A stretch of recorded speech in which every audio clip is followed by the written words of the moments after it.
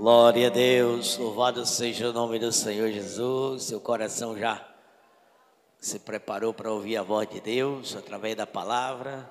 Você já glorificou, já exaltou. Até é possível também que Deus fale, ministre também aos nossos corações através de canções, através de louvores, porque os salmos, eles são mensagens cantadas, mensagens delas que às vezes profecias, né?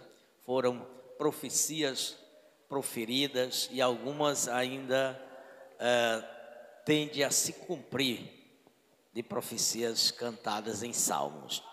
Mas, igreja, nós vamos agora meditar na palavra do Senhor, na ministração da palavra. Eu queria que a igreja abrisse sua Bíblia comigo em Hebreus, capítulo de número 11. Hebreus, capítulo de número 11, versículo de número 23. Vamos meditar um pouquinho em alguns versículos que estaremos lendo. Glória a Deus.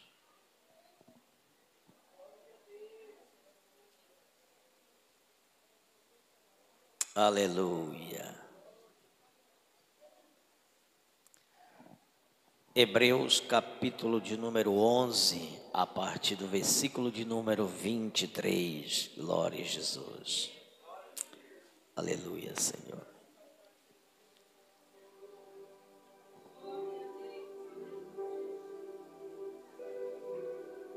Amém, igreja?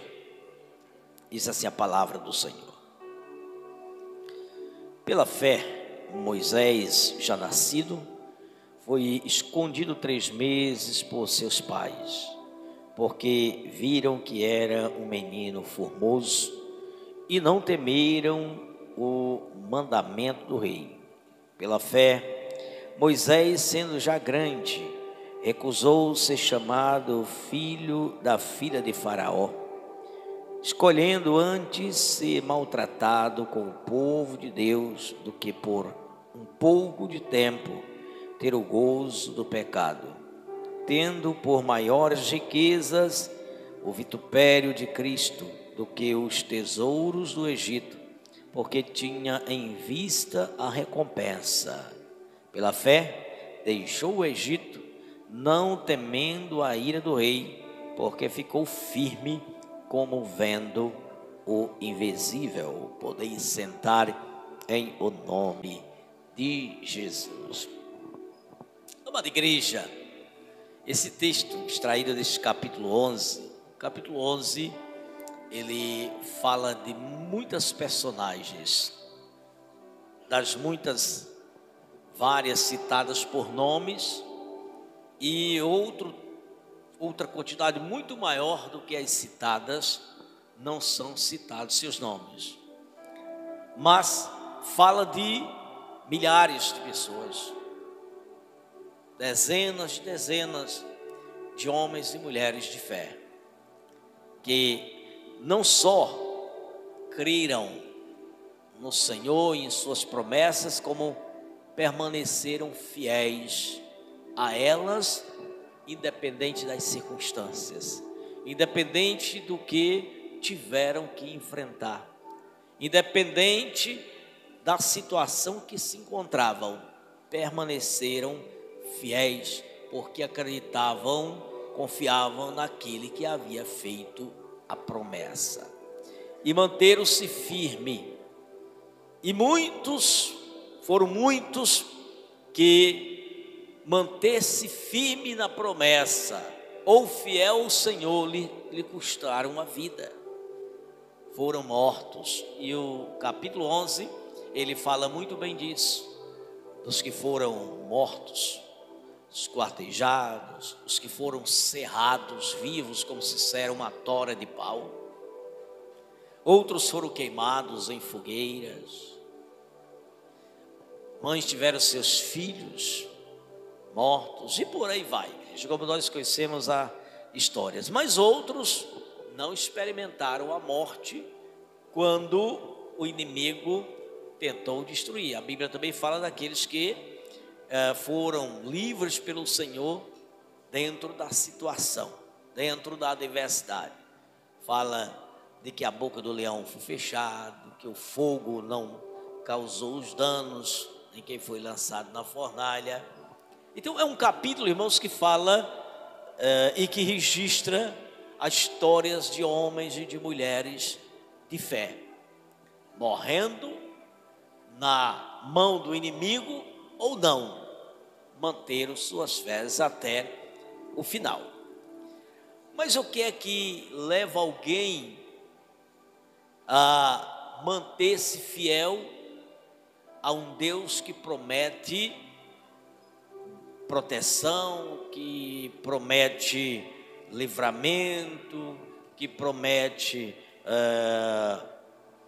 vitória, que promete conquistas, e chega um momento que eles não estão vendo pelos olhos naturais estes livramentos, estas conquistas, esta proteção.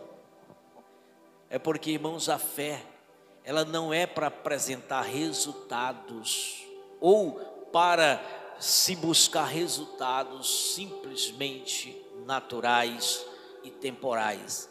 A fé é para adquirir as riquezas eternas. Deus não vai dar um dom tão poderoso, tão eficiente, chamado fé, para nós ficarmos presos e na esperança de apenas coisas temporais que são passageiras. A fé é para se adquirir as promessas eternas. E a Bíblia diz que estes morreram sem alcançar as promessas. Se você ler todo o capítulo, os irmãos vão entender que todos eles morreram sem alcançar a promessa. Qual era a promessa? Primeiramente era a promessa da vinda de Jesus, e que por meio de Jesus todas as conquistas, todas as vitórias, todas as bênçãos celestiais e eternas. Mas eles continuaram crendo que aquele que prometeu era fiel e poderoso para cumprir apesar das circunstâncias. Igreja, o texto que nós escolhemos, ele é o texto que fala de Moisés, mas ele começa citando que a fé posta em prática não foi de Moisés, foi dos pais de Moisés. Moisés, quando ele nasceu, ele já tinha nascido os seus dois irmãos, Miriam, mais velha, e Arão, o do meio. Quando Miriam nasceu, mesmo que ela tivesse nascido na mesma época, no mesmo tempo da lei que estava em voga no Egito contra os judeus, Miriam não sofreria nem uma retaliação. Miriam não estaria debaixo de nenhuma ameaça, porque ela era mulher. Arão, quando nasceu, ele nasceu quando o decreto de Faraó ainda não estava em pleno vigor. O rei, o imperador Faraó, ele decidiu impedir o crescimento da população masculina dos judeus que ainda estavam como escravos dentro do Egito. E ele estabeleceu uma lei, um decreto, obrigando as parteiras a matarem as crianças ao retirarem da mãe, ao retirarem do útero, na medida em que as mães iriam ter seus filhos, os partos. As parteiras teriam que matar essas crianças ainda antes que elas saíssem totalmente, para que pudesse apresentar uma desculpa de que a criança, ela estava nascendo morta.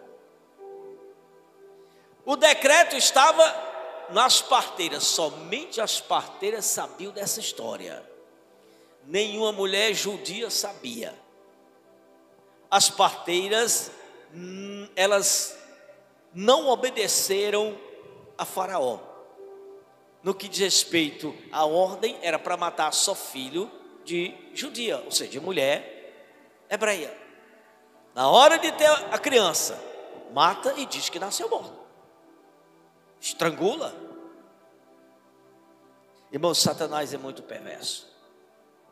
E usou Faraó para mandar as parteiras matarem as crianças ainda na saída do útero, do caminho da criança vir ao mundo. As parteiras deveriam estrangular essas crianças. O corpo de uma criança é muito frágil. De um bebê que está nascendo é muito frágil. Os ossozinhos são muito frágeis. Tudo é muito frágil de uma criança. Então uma parteira tinha condição de estrangular o pescoço. Quando a primeira parte do corpo naturalmente que sai, que aponta, é a cabeça. E a parteira, ela vai tomar a criança, ela começa ali justamente a pegar pela cabeça. Só que a ordem era: estrangula, torce o pescoço, como se torce o pescoço de uma galinha para matar. As parteiras, elas não temeram a Faraó, elas temeram a Deus. E nenhuma matou a nenhum dos filhos do sexo masculino. A ordem era para matar do sexo masculino. Mulher podia deixar. Igreja, e as parteiras não obedeceram a Faraó, mas obedeceram a Deus. Faraó deu uma bronca. Ele ia punir aquelas parteiras, mas as parteiras disseram: as mulheres hebreias, elas são muito fortes, elas são muito ágeis. Os partos das mulheres hebreias é um parto muito rápido, sem complicação. Elas não são fracas como as egípcias. Elas rapidinho têm seus filhos. Então elas disseram isso. E elas se pouparam também de serem punidas com pena de morte. Veio outro decreto. O primeiro decreto: as parteiras deveriam assassinar os filhos das hebreias. Agora vem um decreto pior, igreja, muito pior. O decreto agora é as próprias mães pegar seus filhos do sexo masculino que nascesse, visto que as parteiras diziam que elas nasciam e tinham até só, quando elas chegavam, elas já estavam com a criança no colo. Então vamos fazer o seguinte: já que elas são tão fortes, tão rápido, pois elas mesmas é que vão matar as crianças. Só que agora vão lançar no rio. Lançar no rio os crocodilos do rio Nilo, e estraçalhar as crianças. Aquele rio Nilo ia virar um rio de sangue, porque as hebreias tinham muitos filhos. Era prática dos judeus ter muitos filhos. Uma mulher hebraica, ela tinha muitos filhos. Havia uma alegria, um prazer em gerar filhos, porque havia uma promessa que ela se salvaria gerando filhos. E da mulher nasceria um Salvador. E toda mulher hebraica, ela esperava ser a mãe do Messias. Isso já desde o começo.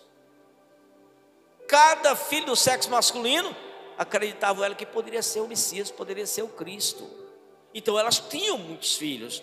E se o filho fosse masculino, gerava mais alegria. Não em desprezo ao sexo feminino, não em menosprezo, não com preconceito ao sexo feminino, mas é porque era o masculino que seria o Messias. Era do sexo masculino o Messias. Mas vamos voltar para Moisés. A Bíblia diz que pela fé, Moisés já nascido, ele foi ocultado durante 3 meses. Essa palavra está falando dos pais, da mãe e do pai de Moisés, que nasce quando o decreto já existe de lançar o filho do sexo masculino dentro das águas do rio Nilo. A mãe, ela ocultou por 3 meses. Depois de 3 meses não deu mais.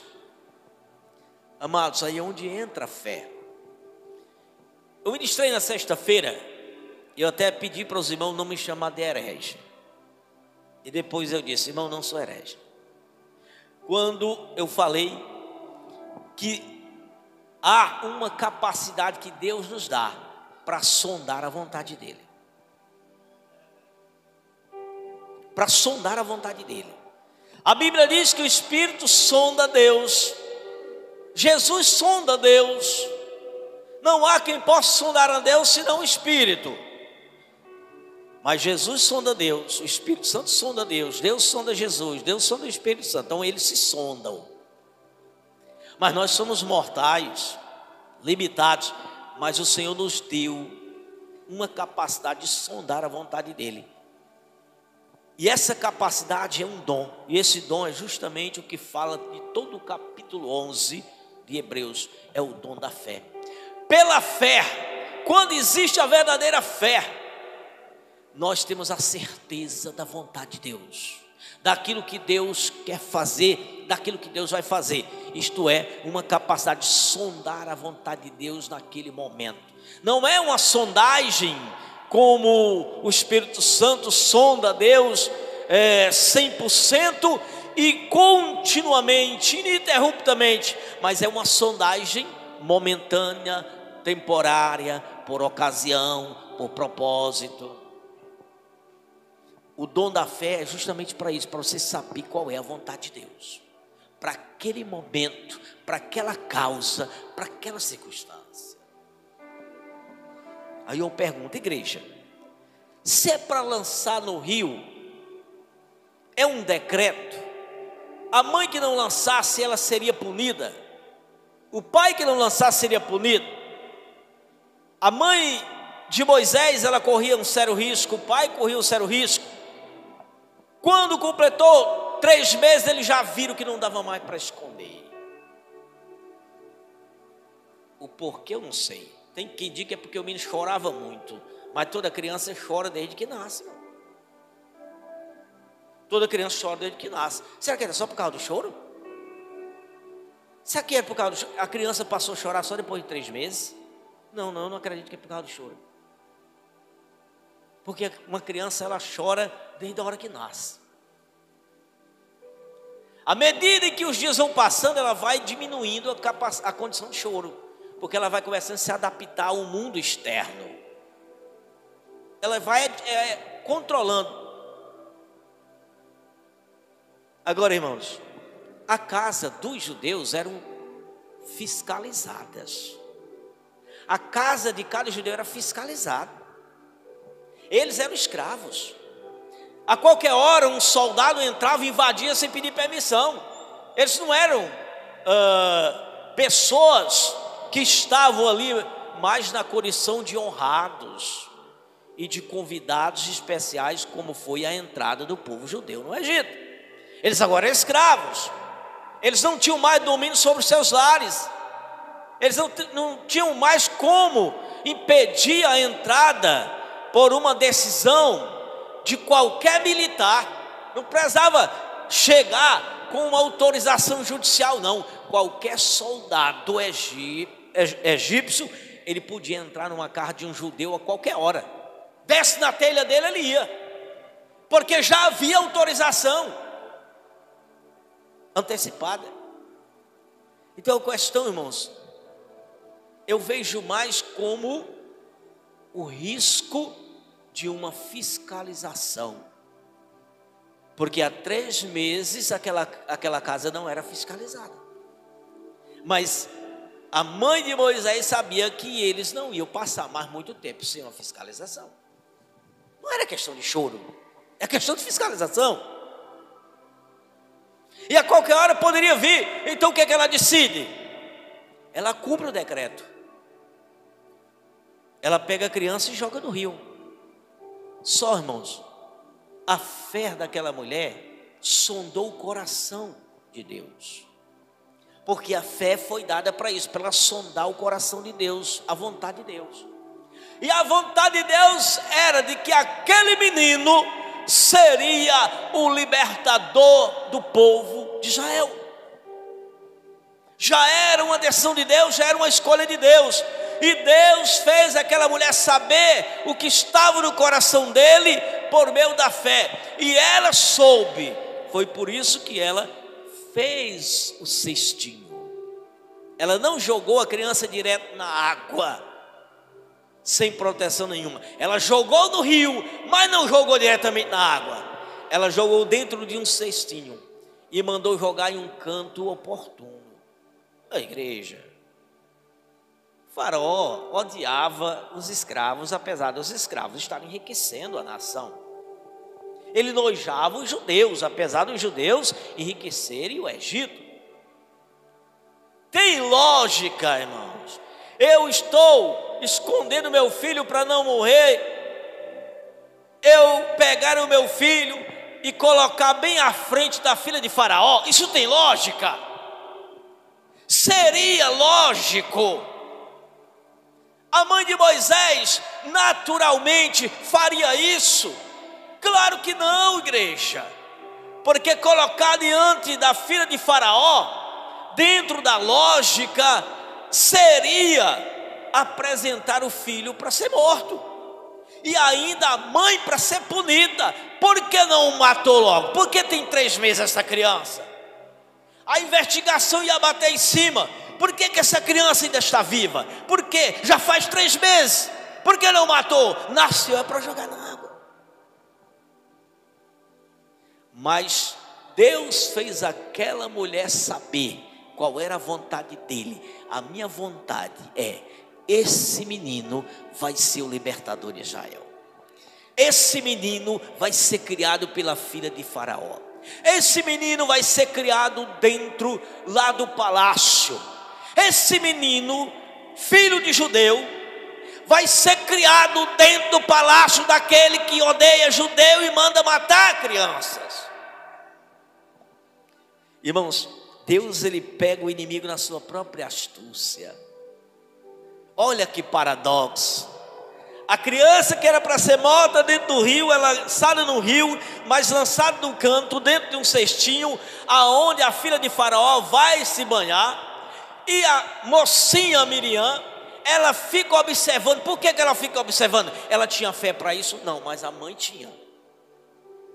A mãe simplesmente bota lá e fica observando que Deus vai fazer coisas grandes. Porque ela tinha fé, ela sabia o que é que Deus vai fazer. Então você tem fé para saber o que é que Deus vai fazer? Ou você apenas deseja o que Deus quer fazer? Ou você apenas tem a vontade de que Deus faça aquilo que você tem vontade? Ou você imagina que Deus vai fazer? Igreja, fé não é imaginação, fé é certeza. Porque é algo dado de certeza. Fé é um dom. Fé não é um objeto criado pela mente humana. Fé não é simplesmente um sentimento.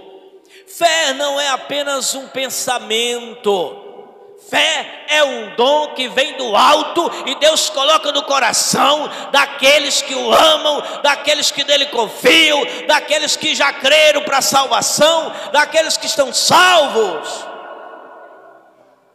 E a fé, ela justamente vem para operar a vontade de Deus e não a nossa. Por isso que eu digo para você, a fé é um dom que vem de Deus para que nós saibamos o que é que está na mente de Deus, que está na vontade de Deus. Simples assim. E a mãe de Moisés, ela soube por meio da fé qual era o plano de Deus, qual era a vontade de Deus. E como é que eu sei o plano de Deus? Está lá no coração de Deus. Dá para entender, irmão? Como é que eu posso saber qual é o plano de Deus se está lá no coração de Deus? Nós aqui não estamos falando de revelação não, irmão. Tem coisa que é por meio da revelação. Nós não estamos falando de revelação. Miriam não teve revelação. Tem também a revelação que faz com que nós saibamos algo que Deus está mostrando. Mas a fé, irmãos, é algo que vai além da revelação. A fé faz você saber o que está no coração de Deus. Esse capítulo ele começa dando o conceito de fé. Se eu perguntar qual é o conceito de fé que está no capítulo 1, aliás, que está no capítulo 11 e no versículo 1, alguém ousa dizer o que é? Que está lá? O que é fé? O que é fé? Vamos lá, igreja, o que é fé? Está lá no capítulo 11 de Hebreus, o capítulo que nós lemos, só que no versículo 1. é o firme fundamento das coisas que se esperam e a prova daquilo que não se vê. Então tem que ter certeza daquilo que Deus vai fazer. E como é que eu tenho certeza se Deus não fez e se Ele não me disse? E como é que eu vou esperar algo que não estou vendo? Se eu não estou vendo é porque está lá no coração de Deus, é porque está lá na mente de Deus, não foi externado ainda, não chegou ainda para que eu veja, para que eu visse, não foi revelado, está oculto no coração de Deus. Revelação é um dom também, mas o da fé, irmão, sobrepuja todos os outros dons. Porque a Bíblia diz: pela fé nós somos salvos. Pela fé nós somos salvos. Eita maravilha! Pela fé nós somos salvos. Pela fé nós veremos a glória de Deus. Está entendendo? E eu não estou falando da fé para salvação simplesmente. Eu não estou falando daquela crença que você tem em Deus e que entregou a vida a Ele. Eu estou falando do dom da fé. Aquele que te dará a certeza daquilo que Deus vai fazer. Então Deus está te dando a condição por meio da fé de você saber o que está lá no coração dele. E Ele deu essa condição à mãe de Moisés. Que aquela criança, olha, coloca no cestinho. Então ela arrumou tudo direitinho. Deus fez ela saber o que é que estava lá na mente dele.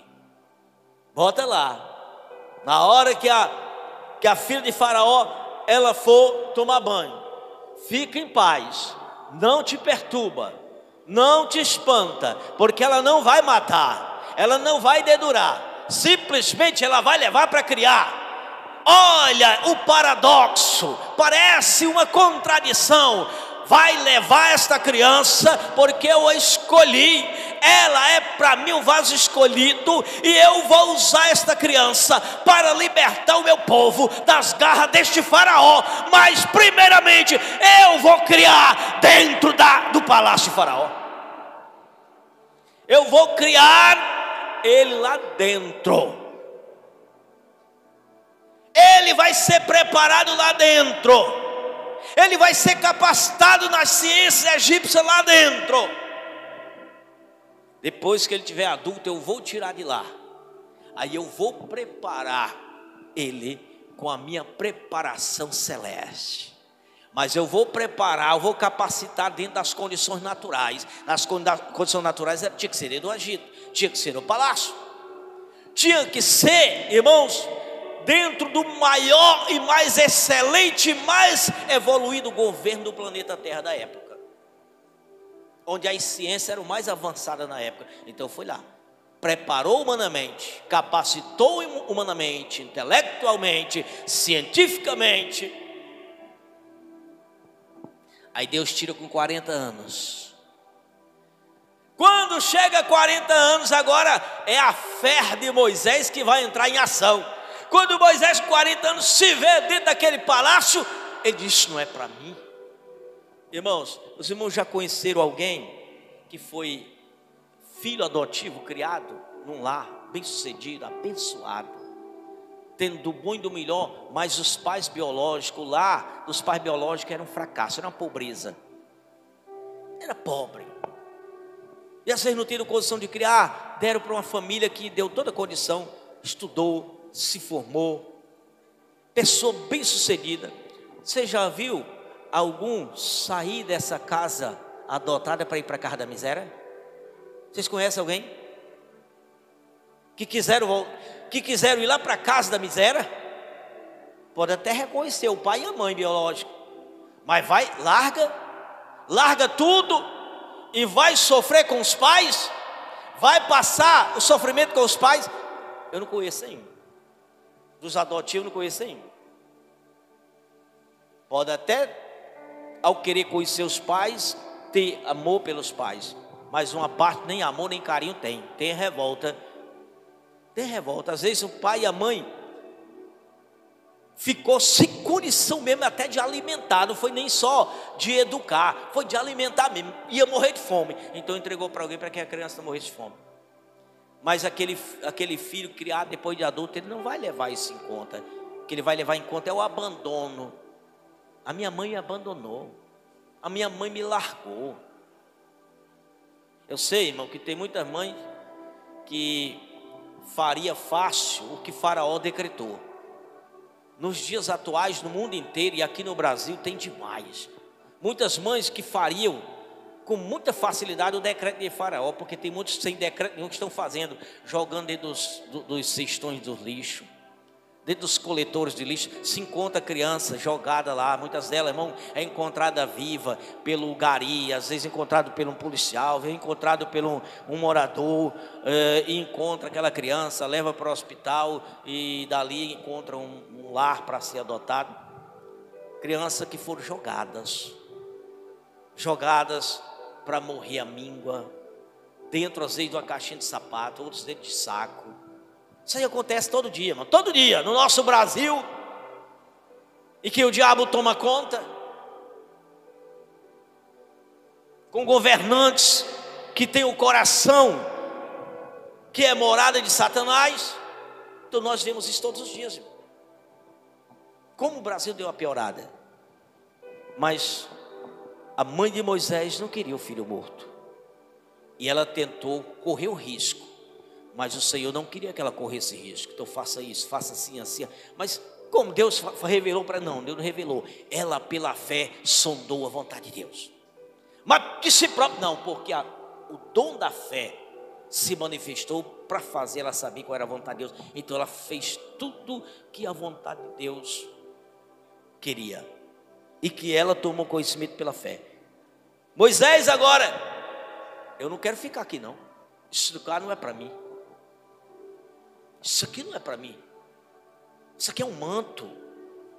Isso aqui é uma coisa diabólica. Quem opera aqui dentro é o diabo. Não posso ficar aqui. Mas é riqueza. Ele é príncipe. Pode ser herdeiro. Vive na luxúria, no que havia de melhor. Tinha prestígio, autoridade. Não, mas a Bíblia diz que ele, pela fé, olha irmão, pela fé, irmãos. Você pode imaginar, entender esse negócio? Pela fé, ele recusou a glória do Egito e veio para a miséria, e veio para padecer. A fé leva isso, leva, porque a vontade de Deus era que ele saísse de lá. O tempo dele lá cumpriu, agora Deus quer o tempo dele em outro lugar. Era um menino de propósito, agora é um homem de propósito. Mas Deus não traz para dentro da família que está em Gósen, não. Deus não traz para dentro do povo. Deus leva para uma área deserta. Deus leva para Arã, e lá ele passa mais 40 anos. É ali, irmãos, onde Deus se revela. Agora sim, Deus se revela para ele. Agora Deus se revela. Agora não é mais só o dom da fé fazendo ele sondar o coração de Deus, não. Agora Deus se revela para ele, se manifesta para ele e começa a falar pessoalmente com ele. Agora Deus começa a externar todo o plano.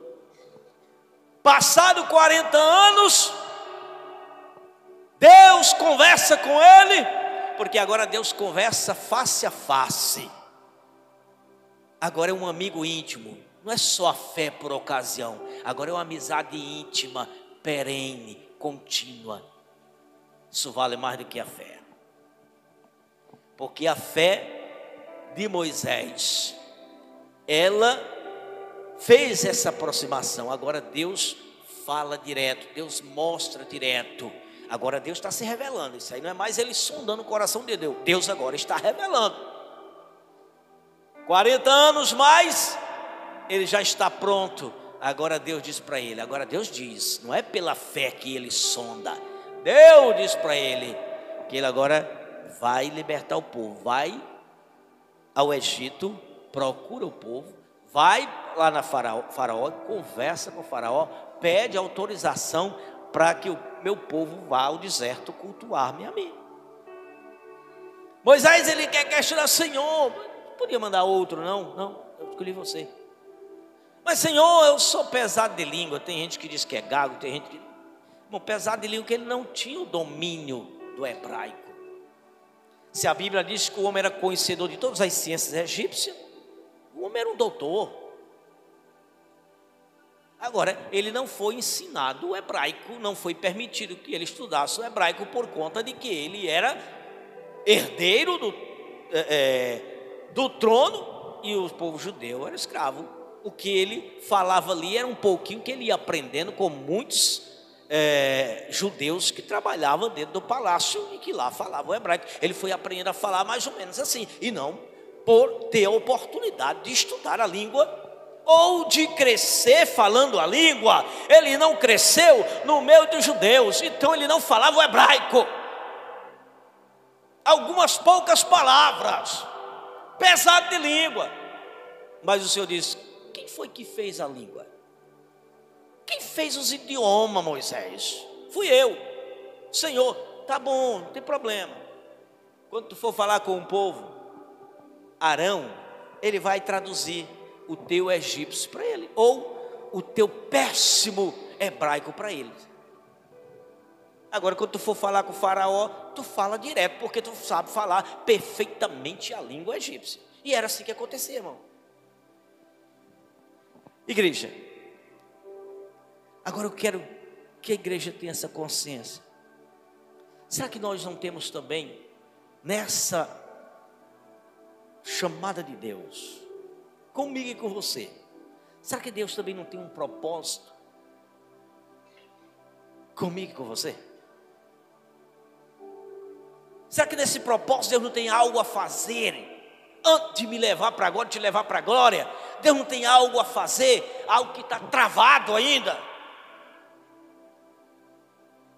Será que por falta de sondar a mente de Deus, você ainda está travando algo que Deus tem para você fazer?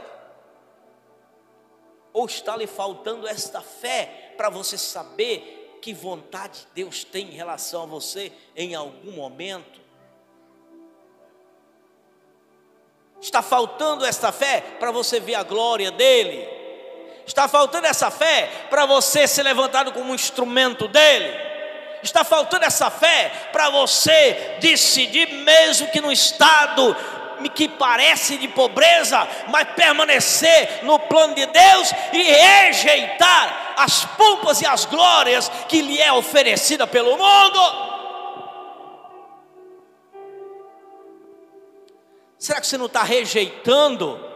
Já sabe o plano de Deus, mas em teimosia sai desse plano e cria o seu próprio plano?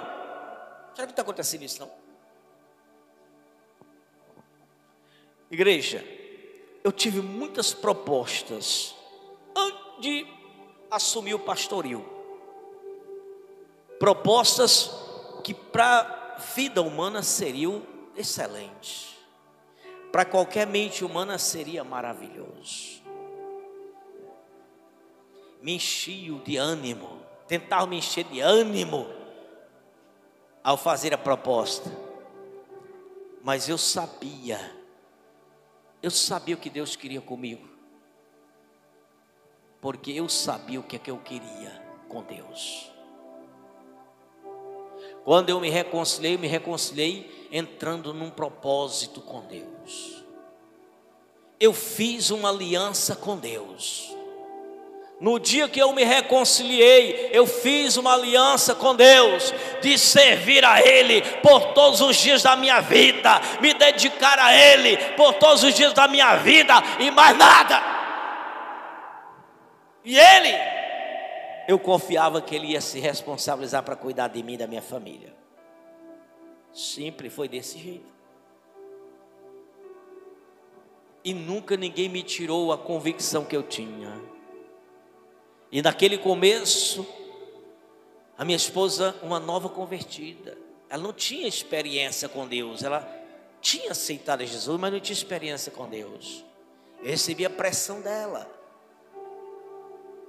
E eu estava na dependência de Deus. Eu disse: Senhor, fazer tua obra, eu vou evangelizar. Eu saí para evangelizar de manhã, de tarde, todo dia, todo dia, todo dia. Trabalho só ajudando meu pai. E ela dizia: ei, ninguém vive sem comer não, tem que trabalhar.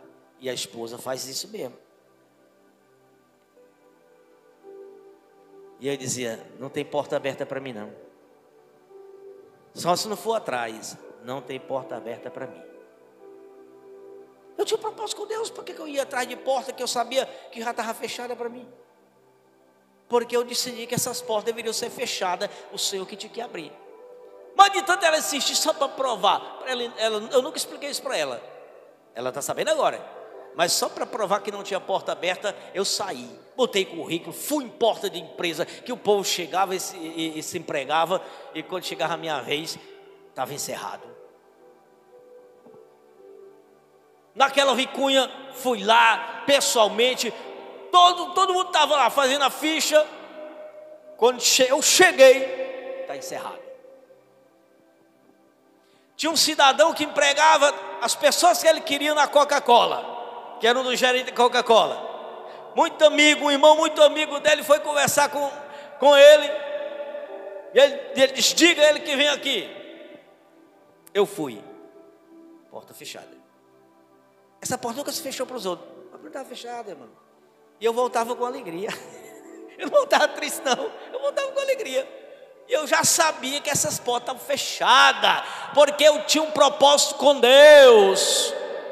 Eu sabia o que é que eu queria dele, e eu estava sabendo o que ele queria de mim, porque pela fé eu sondei a vontade dele.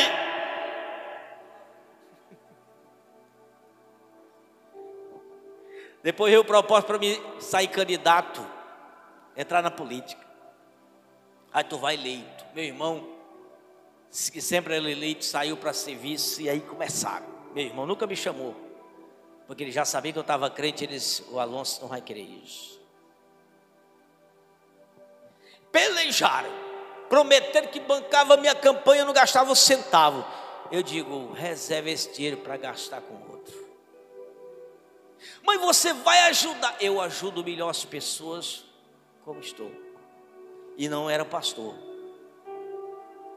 E eu não estava cobiçando a igreja, porque quem estava na igreja é meu pai.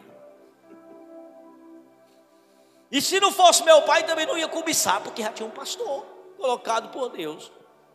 Simplesmente, não, eu queria cumprir aquilo que eu assumi com Deus um dia que eu me reconciliei. Me dedicar a Ele, a obra dEle, o estudo da palavra. Estudava, virava a noite estudando, lendo, meditando. E o Senhor me fazendo crescer na graça do conhecimento. Estou aqui, igreja. Mas é porque eu tenho sido fiel ao Senhor no meu compromisso. Não perfeito, estou falando de ser fiel. Estou fiel, não sou perfeito. Sou santo, tenho defeitos. Ser santo não significa não ter defeitos. O que significa não ter defeito é ser perfeito. E eu não sou perfeito, mas sou santo. E Satanás não dá nem para dizer como Jó: ah, mas só é fiel a Deus porque Deus dá tudo. Não, Deus não me deu tudo que se possa ver como glória. Deus me deu tudo que eu necessito para fazer a obra dele. Tudo que eu necessito fazer a obra, o Senhor me deu. Ele me deu o conhecimento da sua palavra. Ele me deu ousadia. Ele me deu coragem. Precisa mais disso, irmão. Para fazer a obra de Deus precisa de dinheiro. Às vezes ajuda em alguma coisa, mas você faz sem dinheiro, que eu fazia sem dinheiro. Um pouquinho para comprar os panfletozinhos, mas não era comprando a consciência das pessoas. Não era dinheiro comprando a consciência. Não era chegando para uma pessoa: olha, entregar uma cesta básica, agora você vai ter que aceitar Jesus. Querer ganhar a consciência das pessoas por mercadoria. Não, eu chegava falando do amor de Deus. O poder de libertar as pessoas, de curar as pessoas é a palavra de Deus. O poder de transformar as pessoas é a palavra de Deus. Não tem mecanismo, não tem técnica. Palavra de Deus. Se você está compromissado com Deus, você vai abrir sua boca, vai falar, vai tocar os corações vão se converter, as pessoas vão saber que você está falando poderosamente a palavra de Deus.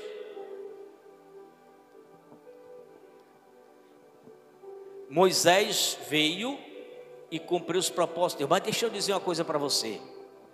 Olha, irmãos, ele nunca reclamou. Moisés não foi rico. Deus deu riqueza extraordinária a Abraão, sim ou não? Abraão foi um homem muito rico. Muito rico. E Deus prometeu dar-lhe uma família gigantesca. E ele deu uma família gigantesca, que é o povo judeu. Uma família rica.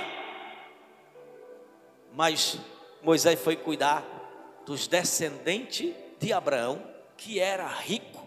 Ele, Moisés, sendo pobre. Moisés não era rico, Moisés era pobre.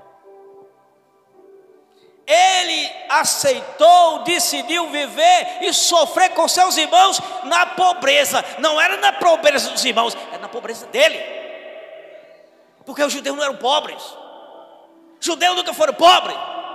Judeus sempre foram ricos, são ricos, serão ricos para sempre. Porque a promessa de prosperidade para os judeus é para a eternidade, irmãos. Quando a Bíblia diz que Moisés decidiu rejeitar as riquezas do palácio para viver na pobreza com seus irmãos, não era que seus irmãos iam ser pobres e miseráveis, ele é que ia ser pobre. Ele que foi pobre. Se alguém mostrar a riqueza de Moisés na Bíblia, aí eu vou dizer: essa tua Bíblia, ela está igual a Bíblia católica, crescida de alguma coisa. Moisés foi pobre. Olha, irmão, que propósito de Deus para Moisés. Para cuidar dos descendentes de Abraão, que Abraão era rico, os descendentes são ricos, e ele viver pobre cuidando desse povo. Ser um governante pobre, ser um legislador pobre, ser um gerente pobre. Porém, igreja, cheio do poder de Deus. Para governar o povo não precisa riqueza. Para administrar um povo não precisa ser rico. É preciso ter direção de Deus e poder de Deus. Para ser um pastor com eficácia, não precisa ser rico. É preciso ter poder de Deus na sua vida. É preciso ter autoridade de Deus na sua vida. Mas tem muitos pastores que querem ser ricos. Tem muitos pastores que querem uma igreja que lhe enriqueça. Tem muito pastor que não quer uma igreja para ele continuar pobre, servindo a igreja. E se a igreja for rica, ele quer a riqueza. Ele quer ser o mais rico da igreja. E tem muitos pastores que se tornam os mais ricos da igreja. Mas, irmãos, a eficiência não está na riqueza. A eficiência de um povo abençoado, de um povo próspero. Eu prefiro governar uma igreja, mesmo eu pobre, mas uma igreja abençoada, do que eu ser rico em uma igreja miserável. Da onde é que eu vou tirar riqueza de uma igreja miserável, irmão? Onde é que eu vou tirar sustento de uma igreja miserável? A Bíblia diz que o obreiro é digno do seu, pronto, seu salário é salaria. Ou seja, dá o sustento do pastor e está bom. Dá o que ele necessita humanamente para ele ter a condição de administrar a igreja. Está bom demais, irmãos. Está bom demais. Não precisa mais disso, porque a riqueza vai trazer tribulação e os pastores vão ficar complicados. Se um pastor enricar, ele vai começar a ter complicação em rebanhar o povo. Ele vai começar a ter dificuldade espiritual. Ele vai ficar avarento, ele vai ficar ganancioso. E começa a vir os males das riquezas.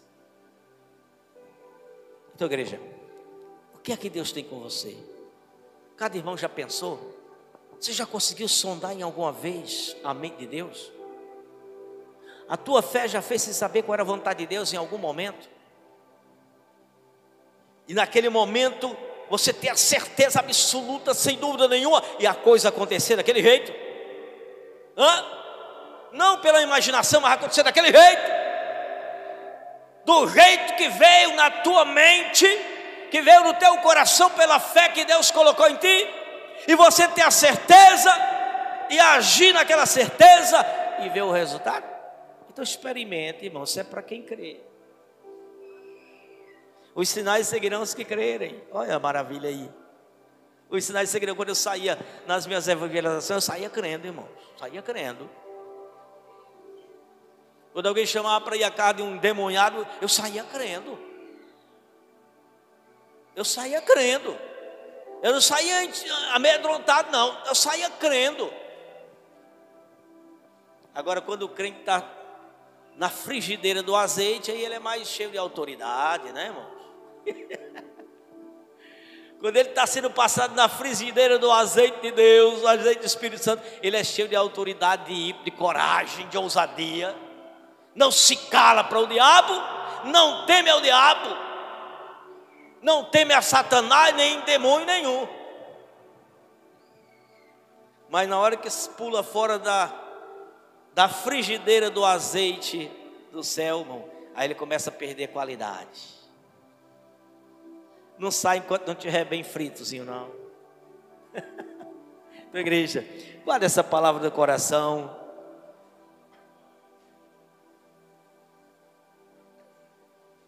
Porque todos estes aqui, se você ler o capítulo meditando em casa, esses que estão citados por nome, e até uns que não citam o nome, mas citam alguns acontecimentos, você vai identificar quem? Todos, pela fé, sondaram a mente de Deus. Eu não estou falando de revelação. Revelação não é sondar a mente de Deus, é Deus se revelar, é Deus te mostrar. Eu estou falando de você sondar algo que Deus não mostrou, algo que está oculto, e você tomou conhecimento pela fé. Que Deus em Cristo Jesus abençoe a cada um dos irmãos. Volte para casa dizendo: o pastor hoje fez uma loucura, pregou uma heresia medonha. Mas essa heresia, irmãos, se você entende como heresia é tão bíblica, se isso fosse heresia, eu continuava crendo nela. Mas é uma palavra de Deus, é uma palavra fundamentada na Bíblia Sagrada. Agora você quer aumentar a sua fé? Ou você quer que essa fé nasça em você, ou ela seja plantada em você? Só tem uma coisa: não é orando, você tem que orar. Não é ouvindo profecias, você pode até ouvir. Não é indo para os montes, não é fazendo campanhas, não é fazendo vigílias.